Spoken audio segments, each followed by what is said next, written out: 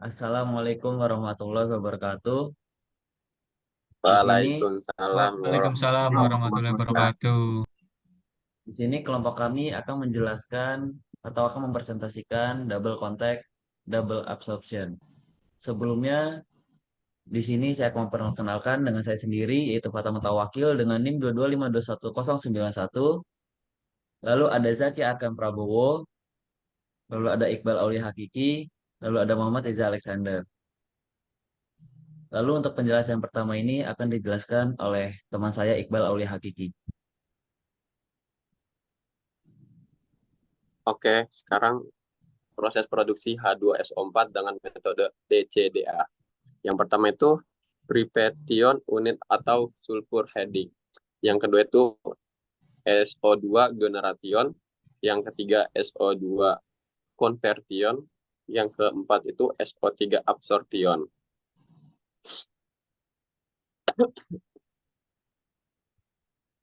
Selanjutnya ini ada preparation unit atau sulfur heading. Yang pertama itu jenis sulfur yang digunakan adalah sulfur dari penggunungan belerang. Yang kedua ini sulfur dicairkan dengan pemanasan steam atau steam coil. Selanjutnya itu waktu yang digunakan untuk mengendapkan kotoran yang terkandung dalam sulfur di setting pit dalam 48 jam. Selanjutnya untuk mencairkan sulfur di melter digunakan steam yang bertekanan 7 kg per cm. Selanjutnya ini untuk menjaga sulfur tetap cair, temperatur dijaga menjadi 135 derajat Celcius.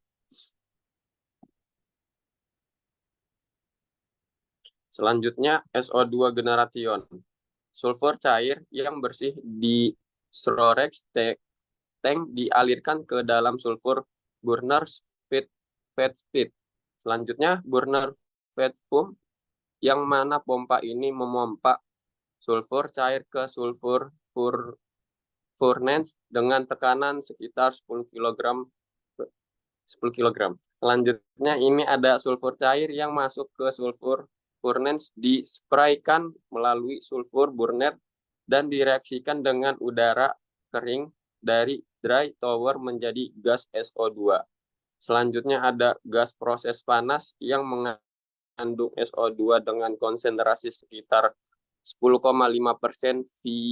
didinginkan secara tepat di dalam WHB dan steam superheater.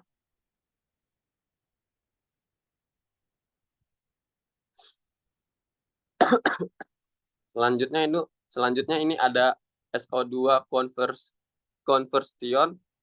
Conversion terdiri dari 4 bed, 3 bed merupakan converter tingkat pertama dan bed keempat merupakan converter tingkat kedua.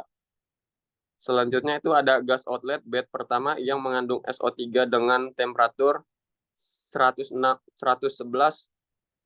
OC yang masuk ke heat exchanger 1. Selanjutnya ada gas dari bed 1 kemudian masuk ke bed 2 dengan temperatur 440 OC untuk konversi selanjutnya. Selanjutnya ada gas outlet bed 2 dengan temperatur 521 OC masuk ke heat exchanger 2 dan selanjutnya keluar pada temperatur 430 OC dan masuk ke dalam bed 3. Selanjutnya ada gas outlet bed 3 banyak mengandung SO3 mengandung temperatur 151 OC masuk ke economizer 1 untuk didinginkan hingga 220 OC. Selanjutnya ada setelah gas SO3 diserap dengan H2SO4 diabsorber sisa gas dengan temperatur 80 derajat 80 derajat melalui demister di bagian atas absorber. Gas sebelum masuk bed berapa ini? Bed 4 dipanaskan di heat exchanger 1 dan 2.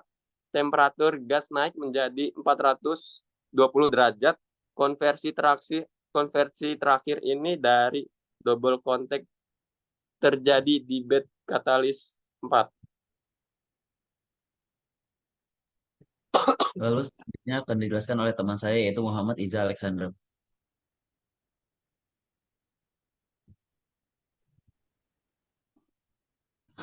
Ya, selanjutnya ada SO3 absorption. Jadi di SO3 absorption ini terdapat 5 poin. Yang pertama ada udara atmosfer dihisap dengan air blower melalui drying tower. Jadi pada drying tower ini kandungan air dalam udara diserap H2SO4 dan menghasilkan udara kering. Sementara di poin 2, asam sulfat 98,5% disirkulasikan melalui drying tower. Di poin 3 terdapat gas yang mengandung SO3 dari bed 3 dan bed terakhir dari konverter diserap oleh H2SO4 98,5% yang disirkulasikan di absorbing tower.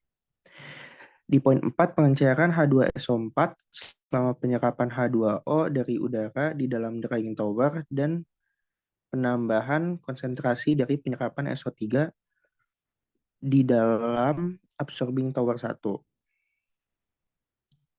Apabila konsentrasi H2SO4 di dalam pump tank ini masih lebih tinggi dari 98,5%, ditambahkan air yang tujuannya untuk menjaga konsentrasi tetap 98,5% H2SO4.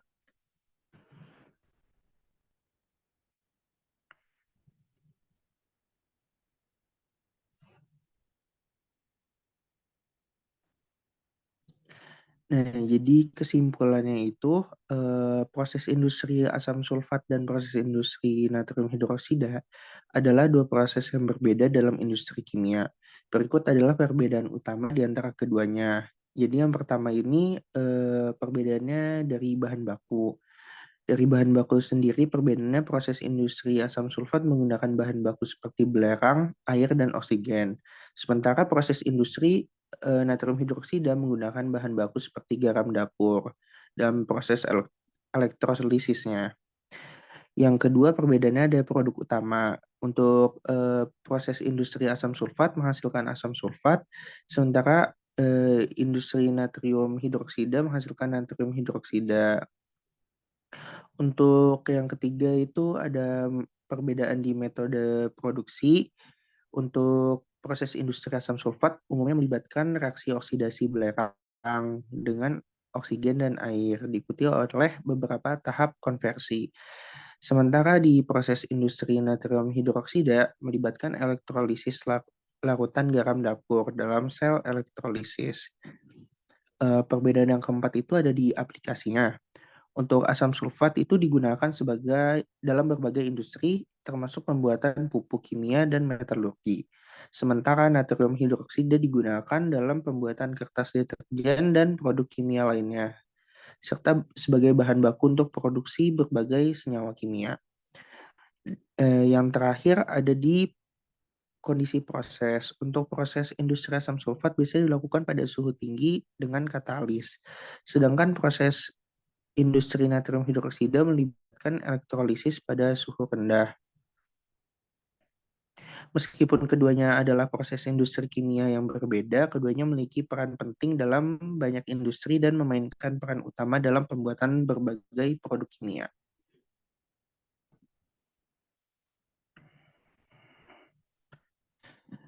Selanjutnya, kami akan mempresentasikan tentang proses produksi biodiesel dari minyak kelapa dan metanol.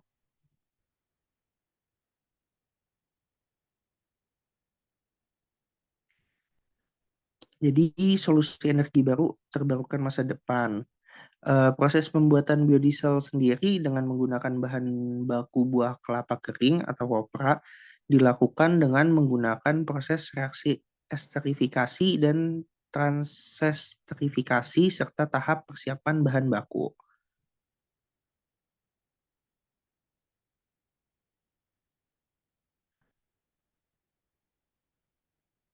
Tahapan pembuatan biodiesel ini ada 4. Yang pertama persiapan bahan baku, yang kedua reaksi esterifikasi, yang ketiga ada netralisasi, dan yang keempat ada transesterifikasi.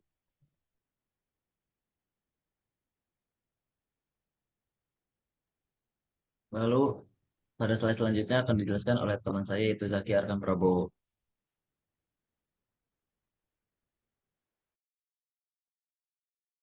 Ya, untuk tahap persiapan bahan baku pembuatan biodiesel sendiri itu menggunakan bahan baku minyak kelapa. Minyak kelapa itu digunakan sebagai bahan baku pembuatan biodiesel. Buah kelapa yang telah dikeringkan akan dipotong terlebih dahulu. Setelah dipotong, buah kelapa tersebut akan disimpan di gudang kopra dengan suhu sekitar 30 derajat Celcius dengan tekanan sekitar 1 atmosfer. Selanjutnya, setelah buah kelapa yang sudah dipotong-potong itu dibawa menuju screw press menggunakan belt conveyor kopra, kemudian diperas hingga menghasilkan keluaran berupa oil. Crude coconut oil itu akan dialirkan menuju degumer dan akan dihilangkan getahnya dengan mencampurkan larutan H3PO4 85%. Screw press sendiri adalah alat yang digunakan untuk memeras kelapa dan menghasilkan keluaran berupa crude coconut oil.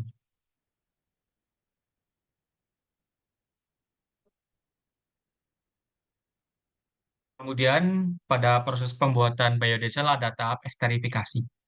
Pada tahap reaksi esterifikasi ini, coconut oil keluaran sentrifugat CF02 akan dialirkan menuju evaporator dengan tujuan untuk proses penguapan air yang terdapat pada crude oil. Selanjutnya, setelah dilakukan penguapan, biodiesel yang belum jadi atau asam lemak bebas akan dialirkan menuju reaktor R01 dan dicampurkan dengan katalis berupa asam kuat. Asam kuat yang diberikan yaitu HCl 36%.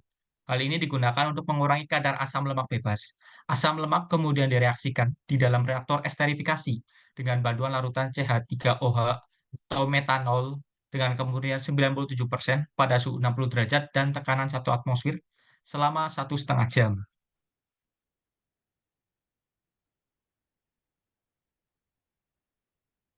Kemudian tahap yang selanjutnya setelah esterifikasi adalah tahap netralisasi.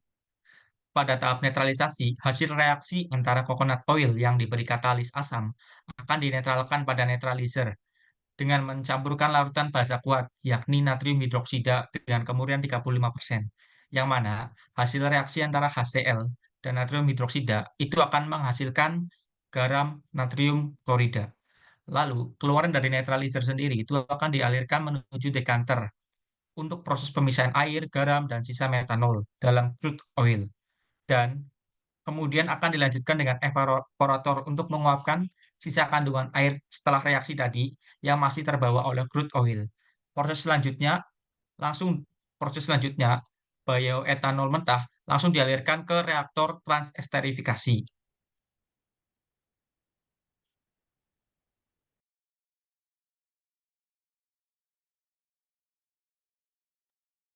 Selanjutnya pada tahap transesterifikasi, reaktor transesterifikasi mereaksikan triglycerida dengan metanol 97% dan dibantu katalis berupa basa kuat yaitu natrium hidroksida 35%.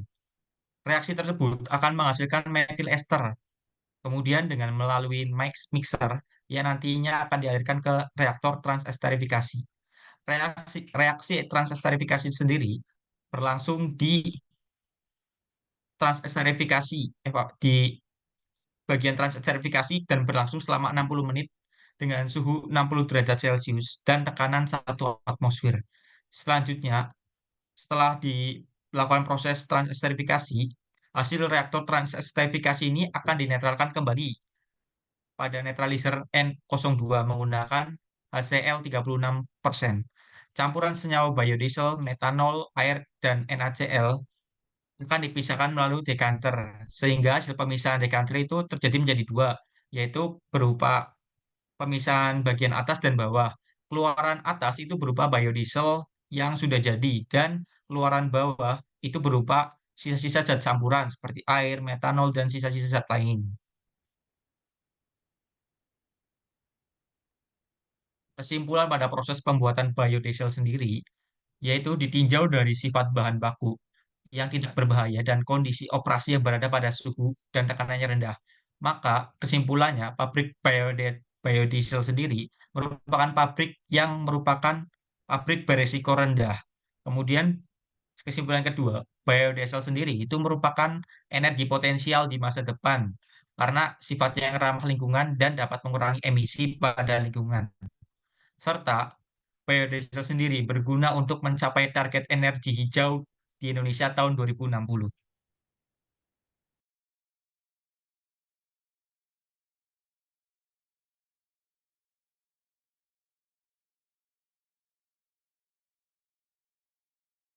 Mungkin sekian presentasi dari kelompok kami. Kurang lebihnya mohon maaf. Wabillahi taufiq wal hidayah. Wassalamualaikum warahmatullahi wabarakatuh. Waalaikumsalam. Waalaikumsalam warahmatullahi wabarakatuh. Warahmatullahi wabarakatuh.